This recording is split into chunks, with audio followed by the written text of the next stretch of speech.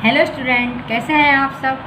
आज मैं आप सबको गद्य साहित्य के इतिहास के बारे में बताऊंगी, जिसके प्रश्न परीक्षा में महत्वपूर्ण होते हैं और ये आपके 5 नंबर का प्रश्न इस साहित्य से आता है। गद्य साहित्य के इतिहास को हमारे 4 भागों में बांटा गया है। आप देख रहे हैं, सबसे पहले है आदिकाल, दूसरा है भक्तिकाल, तीसरा है रीतिकाल और चौथा है आधुनिक काल।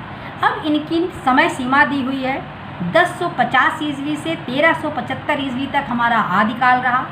आदिकाल को हमने 4 चरणों में बांटा, जिसमें सबसे पहले है आदिकाल और इसके प्रमुख कवि थे हमारे महावीर प्रसाद द्विवेदी जी। दूसरा काल है हमारा चारण काल, जिसके हैं लेखक डॉक्टर राम कुमार वर्मा। फिर इसी पे आता है हमारा वीरगाथा काल, जिसके प्रमुख लेखक थे आचार्य रामचंद्र शुक्ल। फिर आता है आपका सिद्ध सामंत काल, जिसके हैं राहुल संस्कृतात्यन। दूसरा आपका आता है भक्ति काल। भक्ति काल, इसको भी हमें 2 भागों में डिवाइड किया है। पहला है आपका निर्गुण, दूसरा है सगुण। अब निर्गुण को भी 2 भागों में बांटा गया।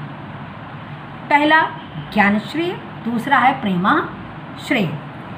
ज्ञानश्री के कवि हमारे हैं नानक, कबीर और रैदास, और प्रेमाश्री के हैं जायसी। इनमें भी जो संत काव्य धारा है उनके कवि ये है नानक, कबीर और रैदास, और जो सूफी काव्य धारा है उसके हैं हमारे मलिक मोहम्मद जायसी जी।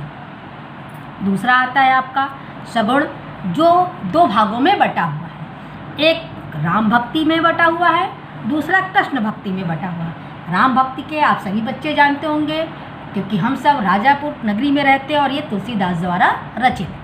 दूसरा है हमारा कृष्ण भक्ति, जिसमें हमारे आते हैं सूरदास जी सबसे पहले, दूसरे पे आते हैं रसखान और तीसरे पे आती हैं हमारी मीराबाई जी।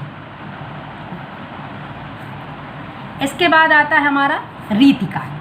रीतिकाल का बेटा समय सीमा दिया हुआ है 1700 ईस्वी से 1900 ईस्वी तक। ये भी 3 भागों में डिवाइड है। एक रीतिबद्ध, रीतिमुक्त और रीतिसिद्ध। रीतिबद्ध के हैं केशवदास जी, रीतिमुक्त के हैं घनानंद जी और रीतिसिद्ध के हैं बिहारी लाल जी, जो कि हाई स्कूल के लिए विशेष कवि माने गए हैं। फिर आता है चौथा हमारा आधुनिक काल। आधुनिक काल था हमारा 1900 से आज तक, यानी आज प्रेजेंट टाइम में भी ये आधुनिक काल ही हमारा चल रहा है।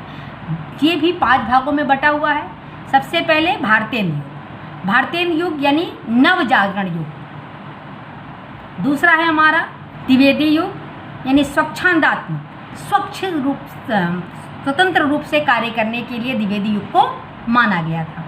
तीसरा है हमारा छायावादी युग। चौथा है प्रगतिवादी युग और 5वां है प्रयोगवादी युग।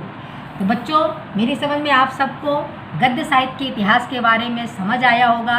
आप इस चार्ट के द्वारा, इस ग्रुप के द्वारा आप इनको रटे और रट करके मैं आपको कुछ महत्वपूर्ण प्रश्न बताऊंगी, जिसे आप लोग हल करके लाएं।